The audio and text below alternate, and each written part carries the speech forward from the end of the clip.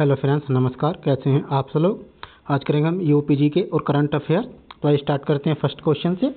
First question है, नई हज नीति 2025 में भारतीय हज समिति को कुल हज कोट का कितना प्रतिशत आवंटित किया गया है? 70%। हाल ही में किस संस्थान ने अपना पहला in house cadaver organ retrieval हासिल किया है? सुपर स्पेशलिस्ट अस्पताल समतनगर ने।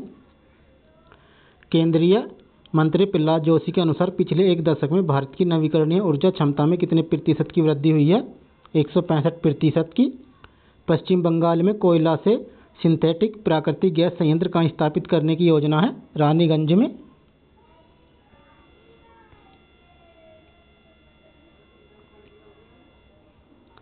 भारतीय निर्यात और एमएसएमई और अन्य हितधारकों को जोड़ने के लिए स्थापित किया जा रहे ई प्लेटफॉर्म का नाम क्या है?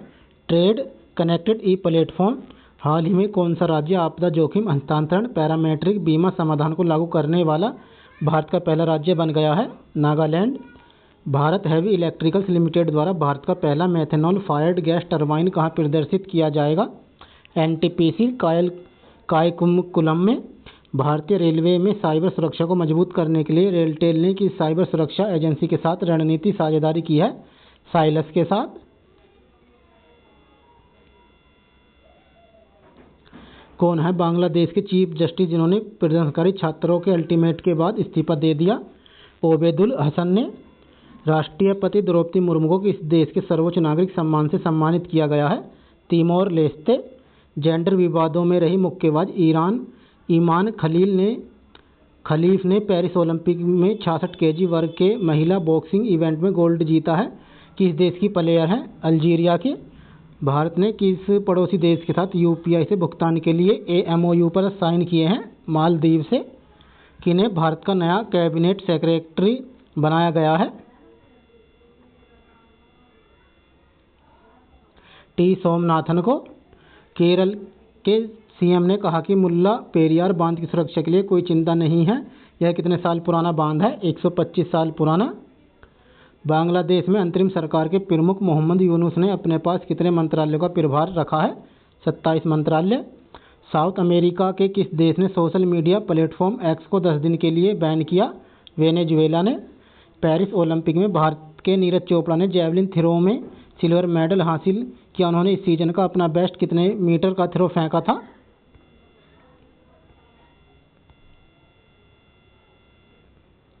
89.45 मीटर।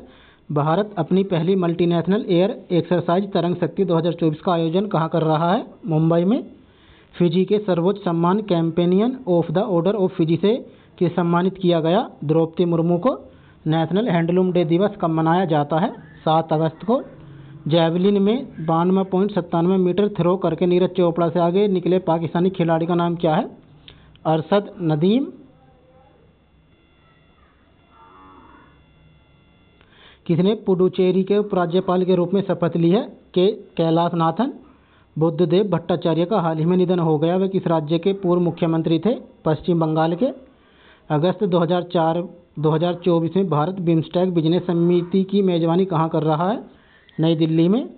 आरबीआई ने लगातार 9वीं बार रेपो रेट में कोई बदलाव नहीं किया। रेपो रेट कितनी है? 6.50%।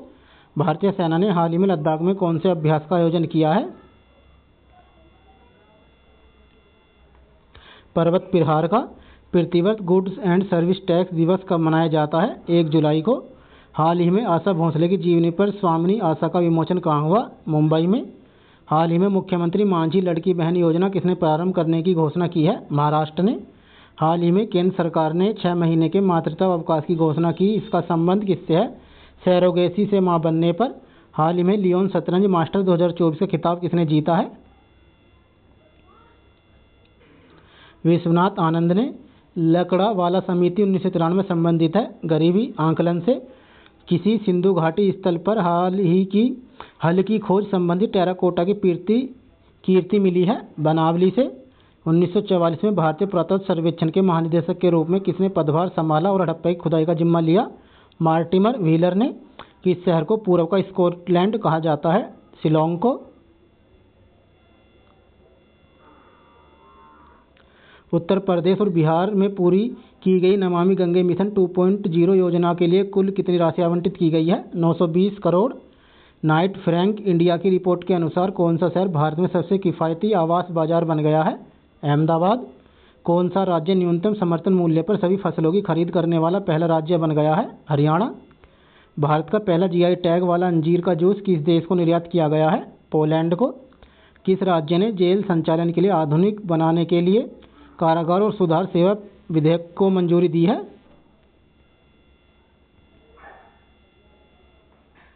महाराष्ट्र ने असम राइफल के महानिदेशक के रूप में किसे नियुक्त किया गया है? लेफ्टिनेंट जनरल विकास लखेरा को।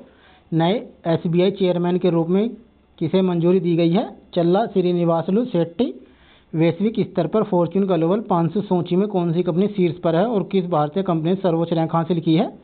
वालमार्ट और रिलायंस इंडस्ट्रीज।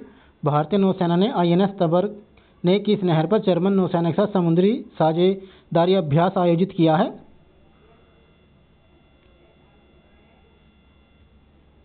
कील नहर पर। पेरिस ओलंपिक में अयोग्य घोषित होने के बाद किस भारतीय पहलवान ने संन्यास की घोषणा की है? विनेश फोगाट ने। सीएबीए महिला वॉलीबॉल नेशनल लीग में भारत ने किस देश को हराकर खिताब जीता है? नेपाल को। ईएसआईसी सुपर स्पेशलिस्ट अस्पताल जिसने अपना पहला इन हाउस कैंडेवर ऑर्गन रिट्रीवल किया किस शहर में स्थित है? हैदराबाद में। नई सरकारी घोषणा के अनुसार पेट्रोलियम आधारित बिटुमिन के साथ अधिकतम कितने प्रतिशत बायो बिटुमिन मिलाया जा सकता है? 35%।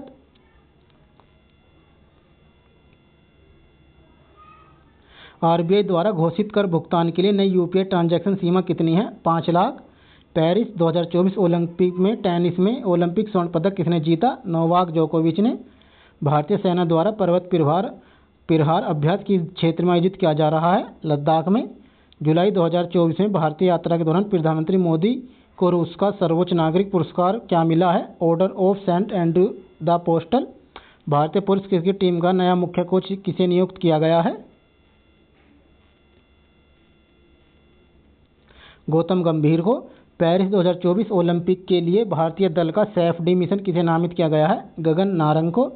एशिया का सबसे पुराना फुटबॉल टूर्नामेंट कौन सा है? Durand cup. 12 जुलाई से 2 अक्टूबर 2024 तक अभ्यास पिच ब्लैक 2024 कहां आयोजित किया जा रहा है? RAAF बेस डार्विन ऑस्ट्रेलिया में। 15 जुलाई 2024 को भारत के नए विदेश सचिव कौन बने हैं? विक्रम मिस्त्री। 2024 के अमेरिकी राष्ट्रपति चुनाव के लिए रिपब्लिक राष्ट्रपति पद के उम्मीदवार के रूप में आधिकारिक तौर पर किसे नामित किया गया है? डोनाल्ड ट्रंप को। डोनाल्ड ट्रंप ने 2024 के चुनाव के लिए अपने उपराष्ट्रपति पद के उम्मीदवार के रूप में किसे घोषित किया है? जेडी वेंस को। 16 जुलाई 2024 को यूरोपीय संसद के अध्यक्ष के रूप में किसे पुनः नियुक्त किया गया है? रॉबर्टा मैट्सोला को। एशिया की पहली स्वास्थ्य अनुसंधान संबंधी प्री क्लिनिकल नेटवर्क सुविधा कहाँ स्थित है? फरीदाबाद में।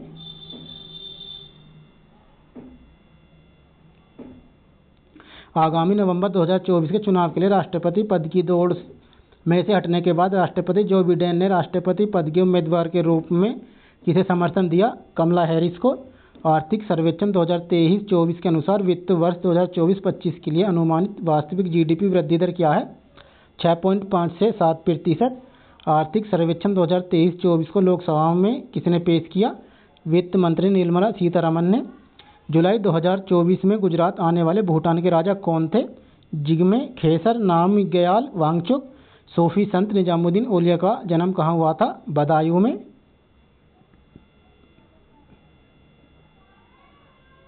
अमीर खुसरो ने किसके विकास में अग्रगामी भूमिका निभाई? खड़ी बोली में। किससे हिंदी खड़ी बोली का जनक माना जाता है? अमीर खुसरो को। बीरबल का मूल नाम क्या था? महेश दास। शेख फेजी का जन्म कहाँ हुआ था? आगरा में। शेख फेजी किसके दरबार के श्रेष्ठ कवि व विद्वान थे? अकबर के। कबीर की जन्मस्थली कहाँ है? वाराणसी में। शबद किसकी प्रसिद्ध कीर्ति है? कबीरदास की। साहित्य लहरी किसकी प्रसिद्ध कीर्ति है? सूरदास की। वोल्गा से गंगा और सिंह सेनापति किनकी रचनाएं हैं? राहुल साकृत्यायन की। दो चट्टानें कविता संग्रह किस कवि की प्रमुख रचना है? हरिवंश राय बच्चन की। केदारनाथ सिंह को किस वर्ष ज्ञानपीठ पुरस्कार से सम्मानित किया गया था? 2013 में। मुंशी प्रेमचंद का जन्म कहाँ हुआ था? वाराणसी में। रानी लक्ष्मीबाई के बचपन का नाम क्या था? मनु व छबीली। किस गवर्नर जनरल ने 1854 ईस्वी में हड़प नीति द्वारा झांसी को अंग्रेजी साम्राज्य में मिला लिया था? लॉर्ड डलहौजी ने। किसने 1857 ईस्वी के स्वतंत्रता संग्राम में लखनऊ से विद्रोह का नेतृत्व किया था?